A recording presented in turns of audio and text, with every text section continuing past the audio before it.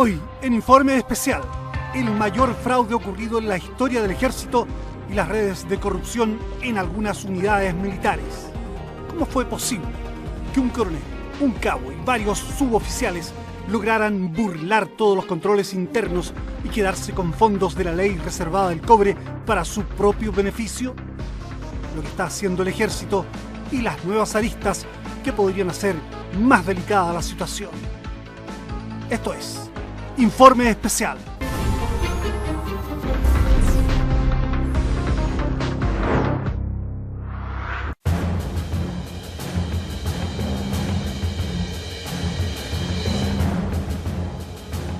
Esta es la historia de un cabo del ejército que pasaba buena parte de su vida en un casino. Consiguió tarjeta Platinum y llegó a jugar entre el 2008 y el 2014 casi 2.400 millones de pesos, equivalentes a unos 5 millones de dólares. Su sueldo mensual era inferior a los 600.000 pesos. ¿Cómo lo hizo? ¿Dónde obtuvo el dinero? Esta es la historia de soldados que tomaron por asalto la ley reservada del cobre, quedándose con recursos que pertenecían a todos los chilenos. Esta es otra inaceptable historia de corrupción en una sociedad ya sacudida hasta la náusea y herida hasta el hueso por purulencias de venalidad y latrocinios. Esta es la historia de una ley fuera de control, de recursos que podrían haberse usado no solo para la necesaria defensa de la nación ante amenazas foráneas, sino también para construir los hospitales prometidos en la campaña presidencial pasada o para lograr la gratuidad en la educación superior. Esta es una historia de firmas falsificadas, de proveedores sinvergüenzas, de coroneles y generales negligentes y de ciertos suboficiales tan ladrones como algunos de sus jefes.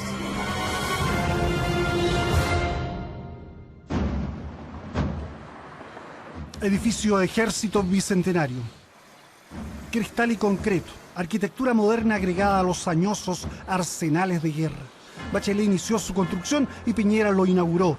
Se dijo que encarnaba la transparencia de los nuevos tiempos. Pese a su vanguardismo tecnológico, las cámaras de los estacionamientos no captaron ese 3 de marzo del 2014 al coronel Clovis Montero cuando le entregaba al cabo Juan Carlos Cruz Valverde una bolsa negra repleta de dinero. Montero dice que fueron 35 millones. Cruz afirma que fueron 15 millones. Lo cierto es que la operación, fraguada aquí, fue perfecta. Francisco Huincahue Necuñir, dueño de la empresa Frasim, aceptó confeccionar 4 facturas por trabajos no prestados al CAF, el Comando de Apoyo a la Fuerza de la División de Mantenimiento del Ejército, por un total de 50.041.080 pesos. Los documentos estaban firmados por el teniente coronel Pedro Ferrer, el coronel Jorge Silva Hinojosa y el general Héctor Ureta Chinchón. Nadie advirtió aquí que las firmas habían sido falsificadas por el cabo Cruz. Tampoco llamó la atención que el coronel Montero, de la Contraloría del Ejército, pidiera acelerar el pago de los 50 millones.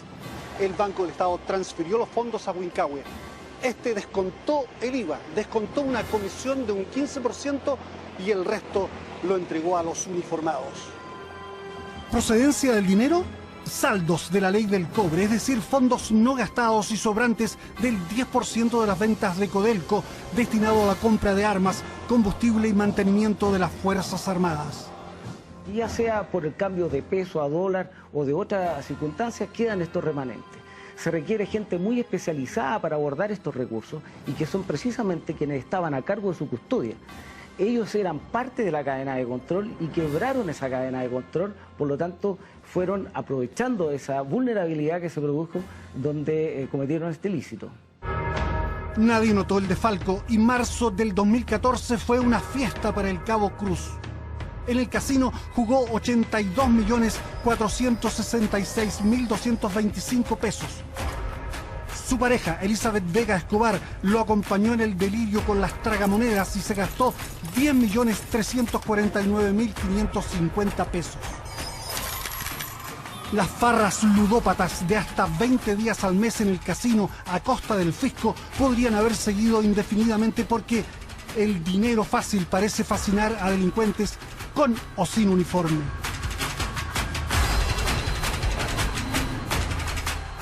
Dos semanas después de la exitosa operación, Montero y Cruz reincidieron concertándose nuevamente para meter mano en los fondos del cobre. Sin embargo, algo ocurrió en ese edificio de acristaladas transparencias. Esta es la factura 013234 del 18 de marzo del 2014 por 5.435.100 pesos emitida por Frasim. Registra la compra de caliper de frenos, juegos de balatas y ejes palieres traseros para el ejército. En el reverso firman la recepción de los repuestos el general Héctor Ureta, comandante de la división de mantenimiento, el coronel Jorge Silva, jefe de la unidad, y el teniente coronel Pedro Ferrer Laguna, jefe del departamento de vehículos motorizados a ruedas.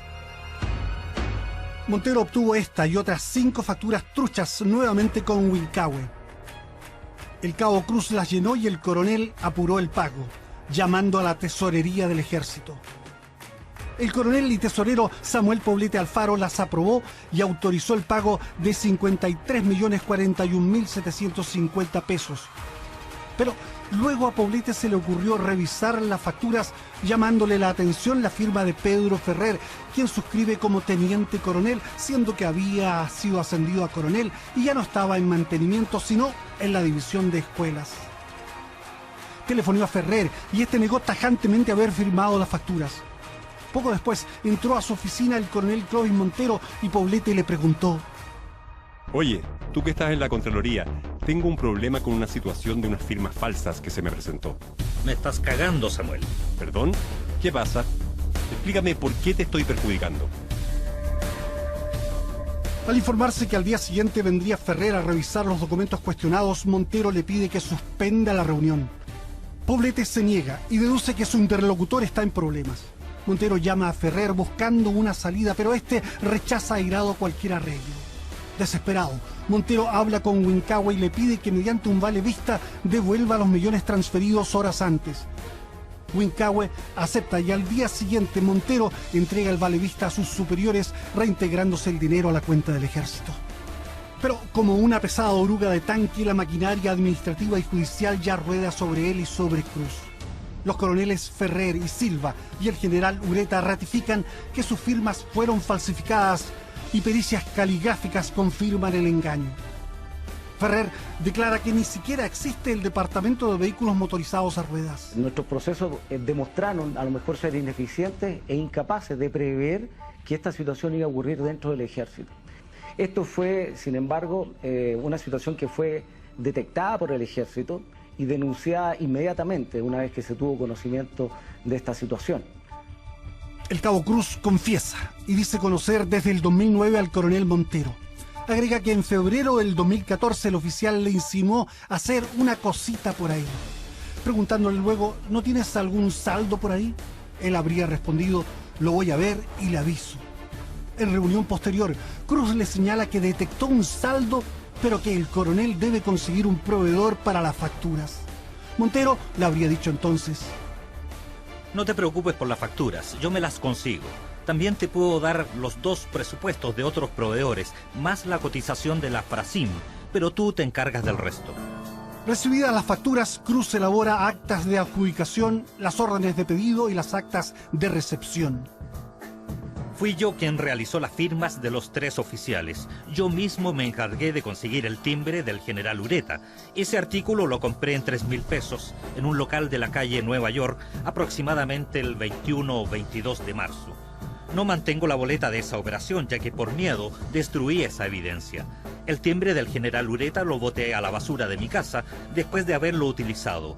Mi accionar no despertó sospechas de nadie, ya que es habitual que en mi trabajo me vincule con facturas de proveedores del ejército.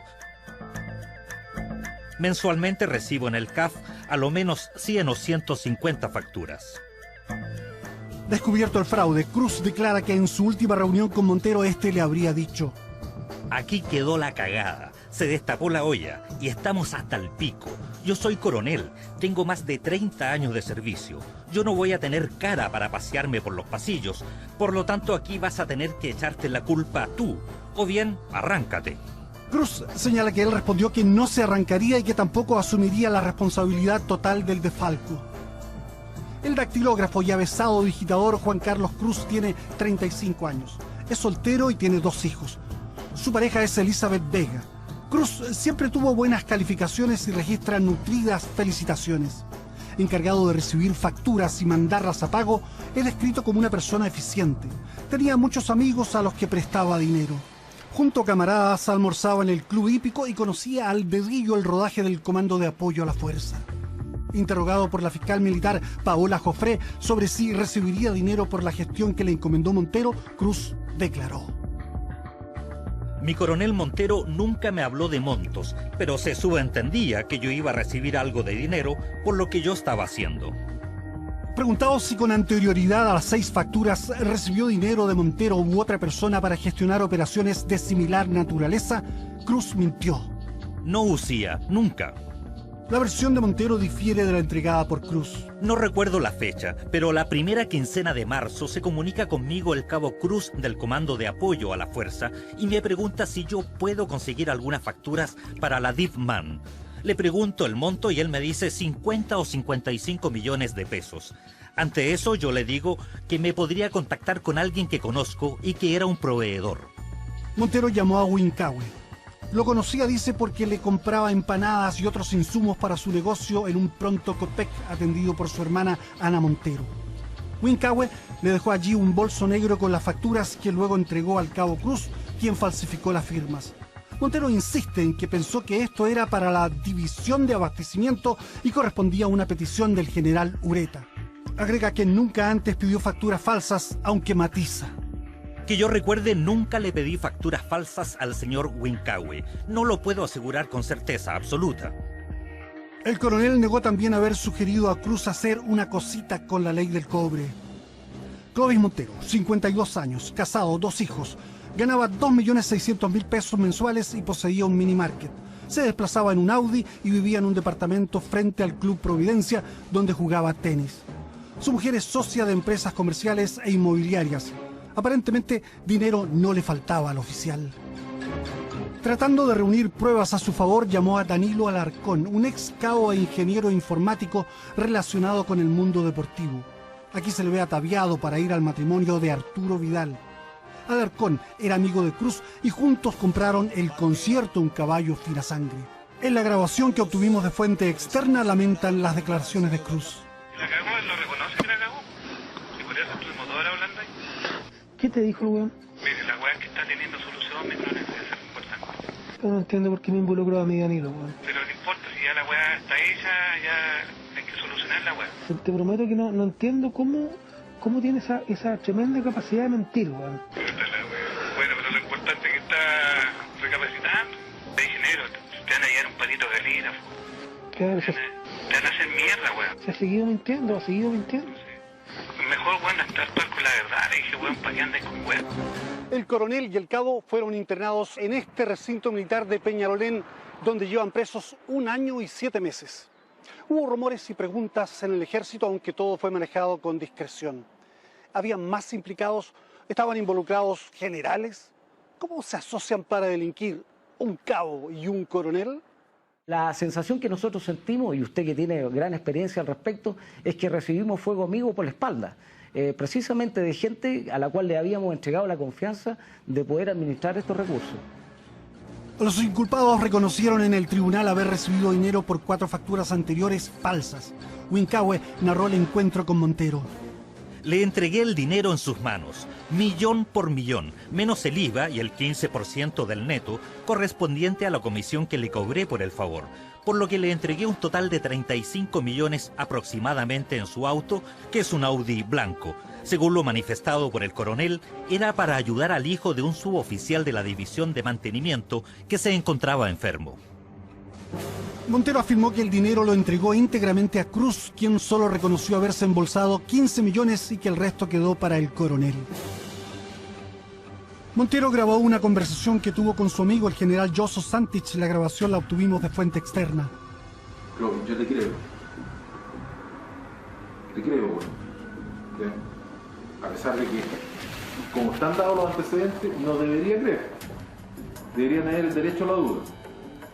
Pero conociéndote, weón, y sabiendo las espaldas que tenés, weón, espalda me refiero a que cuando te da esa cantidad de plata, ni un peso, ni la mitad como te dice el cabo, no lo creo. Acá picaste por buena persona. ¿Ya? Si esto mismo te lo hubiese pedido Fernando Grossi, se hubiese arreglado entre caballeros. Me explico, weón. Oficial con oficial, weón, puta, paran la weá, pero ustedes me dicen un cabo, weón. Y cada vez que se meten los cabos en esta weá, la weá revienta. Cada vez que hay cabo metido, esta weá revienta, weón. Porque el cabo no es. El cabo piensa como cabo, weón.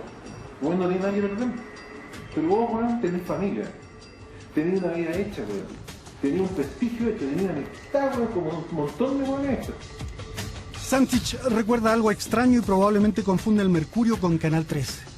Con el González tuvimos que ir una vez al Mercurio, weón, a hablar con el weón jefe del Mercurio por una cagada que se venía por el Sutherland.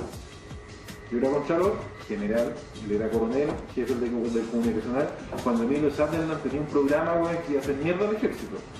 Entre, weón, los autos comandos que salía con la señora, weón, entre el cabo, weón, del regimiento logístico que acusaba a medio mundo, puta, ni de weón.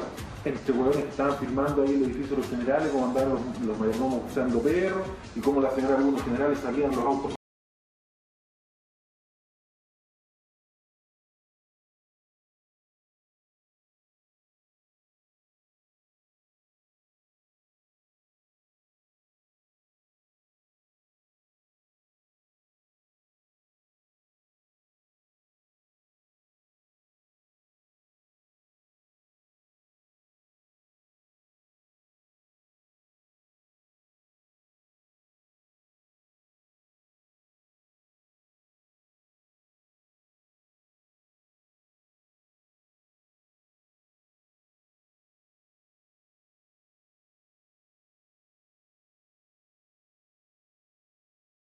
Escándalo de corrupción militar estaba desatado.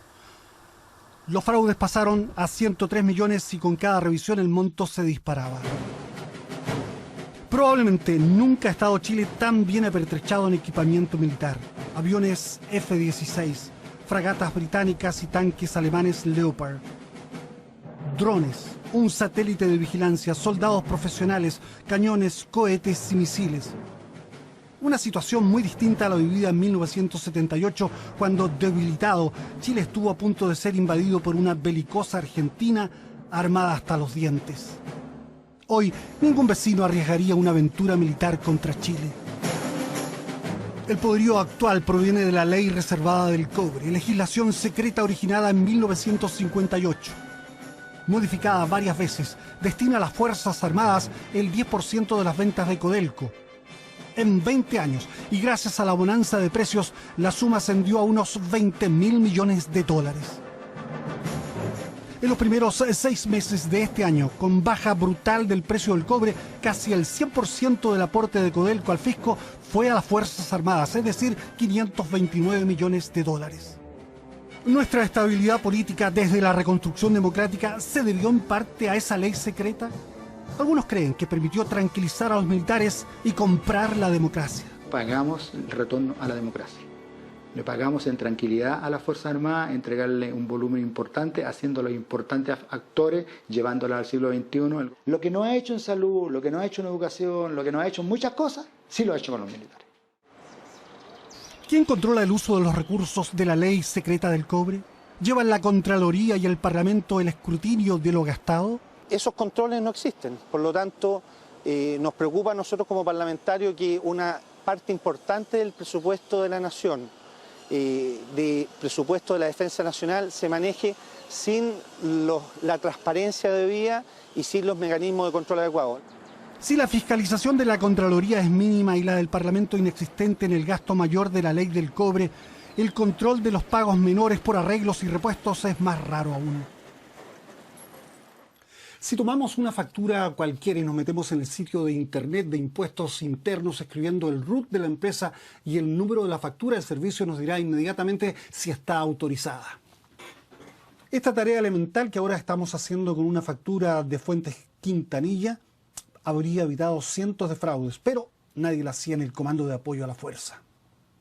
Relajo de control, falta de control o interesado descontrol. El escándalo actual y las investigaciones en cursos revelan que oficiales superiores metieron las manos. Pero vamos por partes. La prensa no se ocupó mucho en profundizar el caso, con excepción de The Clinic, que hizo una serie completa, incluyendo una entrevista no presencial con el propio coronel Montero encerrado en Peñalolén.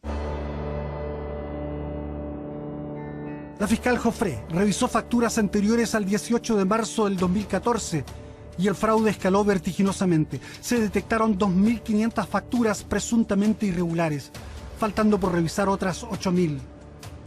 El fraude subió a 1.400 millones y luego se empinó sobre los 2.500 millones y siguió ascendiendo. Los proveedores se repetían: Francisco Huincahue, Raúl y César Fuentes Quintanilla, Waldo Pinto.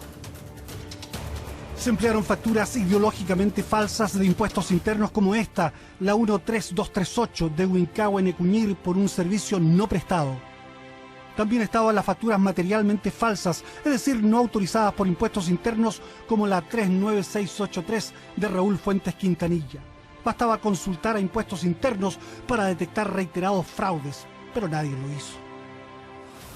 El malogrado servidor computacional del CAF y los celulares supuestamente perdidos no detuvieron la investigación. Un móvil de Cruz reveló sugerentes mensajes a su amigo el cabo Meléndez, conocido como Pitroco. Rebaja los 250 de las que dicen 2013. Esas no te las van a cobrar porque son economía. Solo te pido que me cuides la espalda. Son como 150 palos en total que tienes que rebajar de la primera orden de infraestructura. Son como 400.000 y algo dólares que no te van a cobrar porque la DIFE, la Dirección de Finanzas del Ejército, cubrió todas esas lucas, pero los jefes creen que se van a cobrar. Es una cartita bajo la manga. Aludiendo al coronel Montero, Cruz hizo el 20 de enero del 2014 un críptico encargo a Meléndez. Oye, weas, llama al cojo para que te traiga hoy el barco. Pasan los meses y por la oficina de la fiscal militar desfilan uniformados de distinto grado. A los dos arrestados se agregan la sargento Millaray Simunovich, secretaria y cercana al general Héctor Ureta, los suboficiales Miguel Escobar y Claudio González Palominos. El ejército no protege ni oculta ningún antecedente. Cada uno en forma personal tendrá que responder ante la justicia de acuerdo a lo que la justicia determine como grado de responsabilidad. En diciembre del 2014, el comandante en jefe del ejército, Humberto Oviedo, ofició al ministro de Defensa, Jorge Burgos, que 3 proveedores cobraron facturas no autorizadas y que otras correspondían a empresas con término de giro o denunciadas por suplantación y pérdidas de documentos. Solicitamos entrevista con el ministro del Interior. Queríamos saber por qué esperó 8 meses para solicitar informes sobre este escándalo militar y si hubo desvíos de fondos de la ley reservada del cobre a campañas políticas. Problemas de su agenda impidieron el encuentro. Desde el Casino Monticello surgió el detallado y desopilante historial de lo gastado por Cruz y su pareja. En noviembre del 2008, el cabo juega y pierde apenas 54.000 pesos. En enero del 2009 pierde 558.000 pesos, cifra que corresponde a su sueldo mensual, y ella 32.000 pesos. Un mes después, Cruz pierde más de 2.400.000 pesos. De ahí en adelante, no jugará menos de 1 millón al mes. En septiembre pierde 10 millones de pesos. Desde abril del 2011, el juego y las pérdidas de Cruz alcanzan una progresión delirante, llegando a jugar 248 millones de pesos en un solo mes, julio del 2013. Cruz iba al menos 2 días a la semana al Monticello. Tenía estacionamiento reservado, tarjeta preferencial y comida gratis en el restaurante. En 6 años jugó 2.328.728.789 pesos. Ganó 177 millones y perdió más de 600 millones, una suma que habría juntado con su sueldo luego de trabajar 89 años. En su declaración a la fiscal declaró: Perdí el valor del dinero. Perdí la dimensión de la cantidad de dinero que aposté. No me acuerdo. Empresarios que profitaron de la ley del cobre terminaron confesando. Ahora cambió de nombre. Pero este era el taller oficina de Frasim de los hermanos Huincahue Ñecuñir. Francisco, emisor de cientos de facturas falsas, no habló con informe especial, pero en la PDI declaró ser una persona modesta que vivía en un pasaje de San Bernardo con pocos bienes. Algunos, como su celular, los había perdido. En Facebook, su hermano no disimula sus logros: parcela, casona nueva, gran piscina y quincho.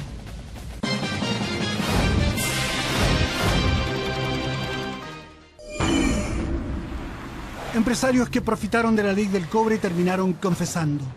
Ahora cambió de nombre, pero este era el taller oficina de Frasim de los hermanos Huincahue Ñecuñir. Francisco, emisor de cientos de facturas falsas, no habló con informe especial, pero en la PDI declaró ser una persona modesta que vivía en un pasaje de San Bernardo con pocos bienes. Algunos, como su celular, los había perdido. En Facebook, su hermano no disimula sus logros: parcela, casona nueva, gran piscina y quincho. En un chequeo de la PDI, el empresario Raúl Fuentes Quintanilla, ahora eliminado de los proveedores del ejército, registraba facturas truchas por 400 millones. Capellán, la empresa de su hijo César Fuentes Campuzano y a la que corresponden estas imágenes, también aparece con facturas por más de 400 millones. Preguntado sobre la empresa de su hijo, su padre respondió a la pregunta del tribunal: no me acuerdo, no sabría decirlo, no me acuerdo, no lo sé. César Fuentes Campuzano, después de pensarlo unos días, no recibió para mostrar los dos atareados talleres de capellán. Declara que no tienen nada que ver con los ilícitos de su padre. Bueno, Inversiones Capellán no pertenece al fraude que hay contra el ejército. Se han hecho los trabajos, están los respaldos, están los talleres, está toda una infraestructura, personal, mecánica, equipamiento para realizar trabajo y desarrollo de estos mismos. Pero la fiscal Jimena Chong, quien investiga la participación de civiles en el fraude, apunta a Capellán y a Fuentes Campuzano. También aparece con un monto defraudado en su calidad de representante legal de la sociedad Capellán, sociedad anónima, y la investigación nuestra se ha orientado principalmente tanto a desvirtuar que haya sido posible que hayan realizado las operaciones de las cuales dan cuenta, en definitiva, esta factura, y es un elemento que nuestro juicio ya se encuentra suficientemente acreditado, al punto que nosotros ya pedimos audiencia de formalización respecto de Fuentes Quintanilla, respecto de Fuentes Campuzano y una ampliación de la formalización que ya tenemos respecto de Huincahue Ñecuñir. Fuentes dice que Capellán nunca entregó facturas falsas, aunque señala que algunas pudieron ser clonadas. ¿Nunca ha pagado coima? Nunca. Nuestra política siempre ha sido bajos costos, bajos precios, lo que no a muchos les gusta. En uno de sus talleres aún se pueden ver transportes militares. Probablemente serán los últimos en reparación. El ejército lo eliminó de su lista de proveedores. Esto implica perder un 30% de su negocio.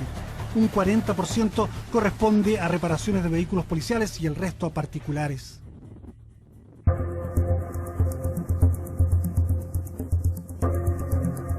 Arica es una ciudad con fuerte presencia militar y material de guerra que requiere mantenimiento.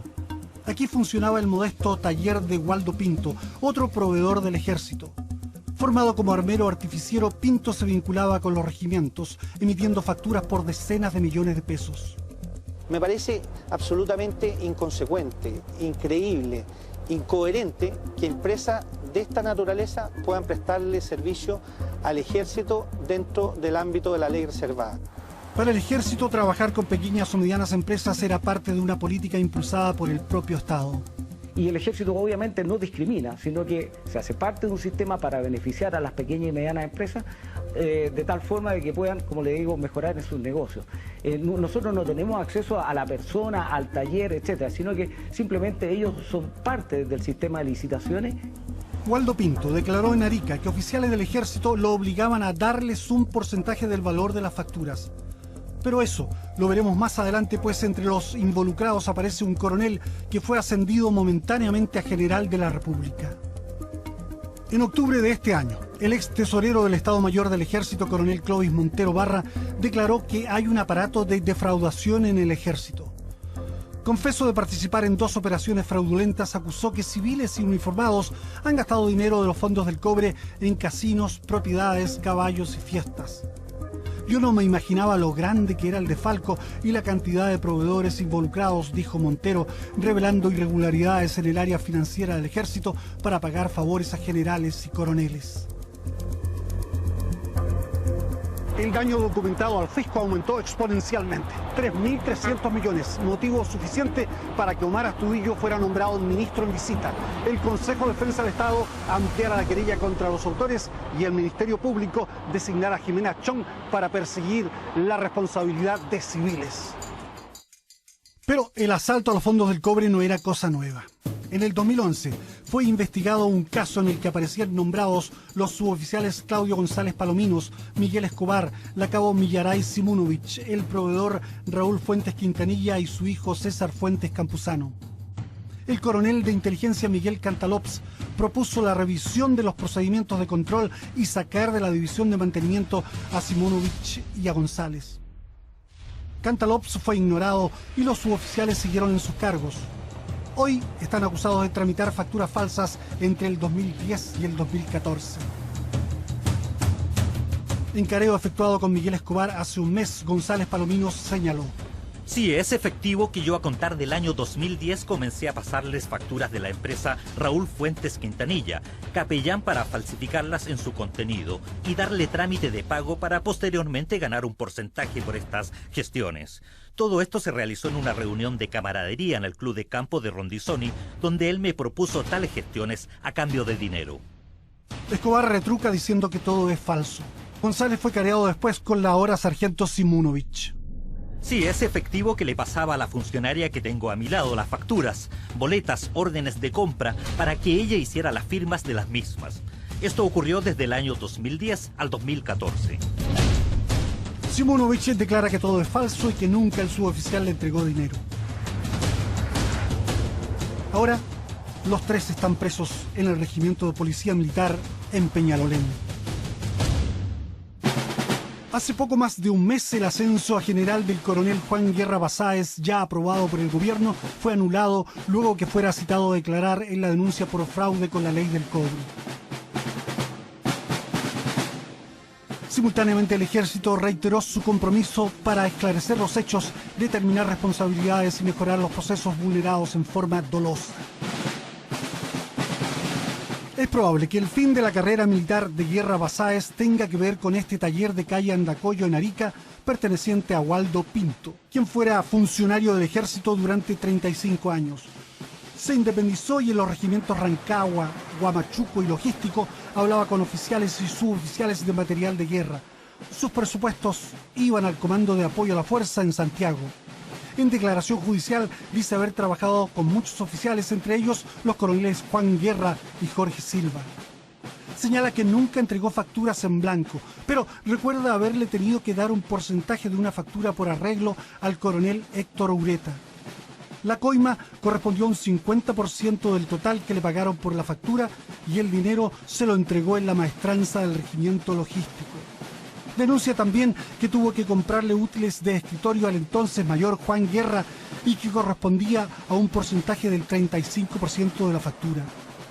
Pinto declara que tenía que dar plata para los aniversarios de las unidades de material de guerra y reparar dependencias en forma gratuita. Fuimos a buscar a Pinto, pero nos encontramos con el taller cerrado con candado. Luego de una espera apareció don Jorge. Señor, ¿usted es amigo de él? ¿Trabaja con él? No, yo hago porque tengo esta máquina. Yo casi no lo veo, si viene de repente. Muy de vez en cuando. Bueno, yo tampoco vengo, estoy en las tardes, hace un rato, ahora por casualidad. Yo lo que veía acá, camiones que se pintaban de repente. ¿Camiones del ejército? Sí, pero ya hace tiempo que no. ¿Hace tiempo que no vienen? No viene. ¿Siempre está así, tan vacío, o cuando estaba funcionando antes de que se pusiera a la venta? No, siempre estaba así vacío. Vacío. Sí. ¿Y hace cuántos meses me decía usted que esto está a la venta? No, no hace mucho. ¿Y usted veía aquí camiones del ejército, me decía? Sí, pero muy a lo lejos, no, nunca vi harto trabajo ni... ¿Qué venían a hacer aquí los camiones del ejército? ¿Qué trabajo se les hacían? Se pintaban. ¿Usted no ha visto a don Waldo en el último tiempo tampoco? No, yo hace varios días que no lo veo. El ex militar y ahora empresario declaró ante el fiscal: Restauré una cantidad de 7 camiones Unimog que estaban botados, pero se recuperaron en forma general para arriba, íntegramente, incluyendo todos sus componentes. El capitán Pasalacqua, que se encontraba en operaciones técnicas, me exigió dejarle un vehículo sin facturar. En plata de ese tiempo eran 7 a 9 millones de pesos. Yo le entregué el vehículo sin facturar y ellos recuperaron la plata, pero nada me dieron a cambio. Después, cuando estaba terminado el proyecto, este capitán me exigió que le fabricara un carro rodante para su auto porque se iba de vacaciones. Como le puse problemas porque para mí era casi imposible, al poco tiempo fui casi expulsado de la maestranza. Perdí mi fuente de trabajo. Luego tuve acogida en el regimiento Rancagua por intermedio del mayor Carrasco, de material de guerra. Luego de esto, al mayor Carrasco le daba porcentajes de dinero que me pedía gradualmente por el hecho de darme trabajo. Siempre era un porcentaje de la factura. En sus vacaciones tenía que pasarle un palo o 2 palos. Siempre le pasé la plata en efectivo. Para el fiscal Chong, Waldo Pinto y los militares participaban en un cohecho. Cada vez que recibía un pago o a cambio de la asignación de trabajo, él tenía que entregarle a distintas oficiales del ejército determinadas sumas de dinero. Pinto montó su propio taller en el 2011, pero el sistema seguía igual, pues las facturas iban a Santiago, donde ya se encontraba trabajando el coronel Guerra, al que conoció como mayor. Ante el fiscal, Pinto declaró: debía darle plata a Guerra por dichos trabajos, la cual se la depositaba en su cuenta corriente de Arica, en el Scotiabank, o bien se lo pasaba en efectivo cuando Guerra venía a ver a su padre en Arica. Más o menos por trabajos le pasaba 2 millones o 3 millones por proyecto. Si era un bus le pasaba aproximadamente unos 500.000 pesos. Si era un proyecto de 4 o más camiones, le pasaba 1.500.000 o 2 millones, y en las cocinas de campaña, como Antofagasta y Calama, era de 2 millones de pesos.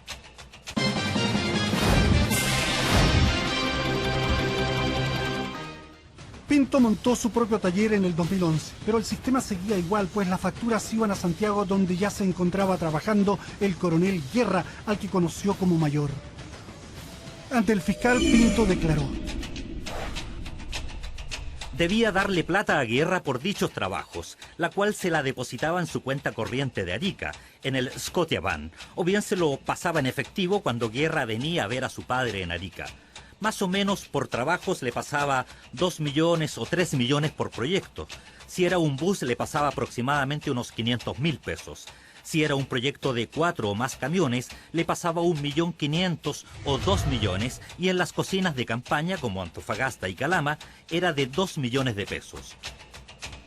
Este comprobante del Scotiabank prueba que Pinto hizo en octubre del 2011 un depósito al coronel Guerra por 500.000 pesos. La última vez que Guerra me pidió plata fue en enero o febrero de este año, cuando vino de vacaciones. Me fue a ver a mi taller a pedirme plata por los trabajos terminados en el regimiento logístico, pero en esa oportunidad no le pasé, ya que no tenía. Según Pinto, esta última vez Guerra le pidió que destruyera los depósitos y cuentas bancarias y que no se preocupara porque no le iba a pasar nada. Guerra declaró que los depósitos en su cuenta correspondían a devoluciones de préstamos que había hecho a Pinto. Las declaraciones de Pinto no pararon ahí. Involucró también al coronel Silva Hinojosa. Dice que tuvo que pagarle una comida a él y comitiva de 7 personas en el restaurante El Arriero de Arica, que le costó 350.000 pesos. Pinto acusa que Silva le habría advertido que me siguiera portando bien, ya que todo lo que él o el departamento pudiera necesitar, el nexo sería el suboficial Ávila. Consecuente con esto, todos los proyectos que se entregaban a partir de ese momento, debía pagarle un porcentaje a Ávila, al cual le depositaba en su cuenta. Luego él cambió a que se le depositara en la cuenta de la señora del suboficial Ávila. Respecto del general Héctor Ureta, Pinto señala que cuando vino a Arica debió financiar un ágape para el oficial que le costó 350.000 pesos. Su declaración ha sido una granada cuyas esquirlas tocan a más oficiales. Pinto menciona al mayor Patricio Álvarez del Canto, funcionario de finanzas en Iquique. Acota que muchos trabajos ordenados eran luego suspendidos. Y yo debía devolver el remanente de esos dineros. Las devoluciones eran por intermedio de vales vistas y debía llevarles el efectivo a Iquique, a su departamento en Archipiélago de los Lagos.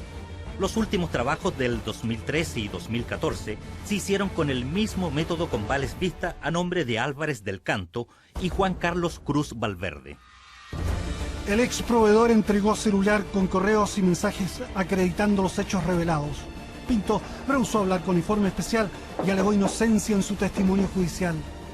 En mí no ha habido dolo, ni malversación, ni ningún otro ilícito con respecto a mi Ejército de Chile, que fue mi cuna formadora. La fiscal Chong investiga a 12 proveedores del Ejército.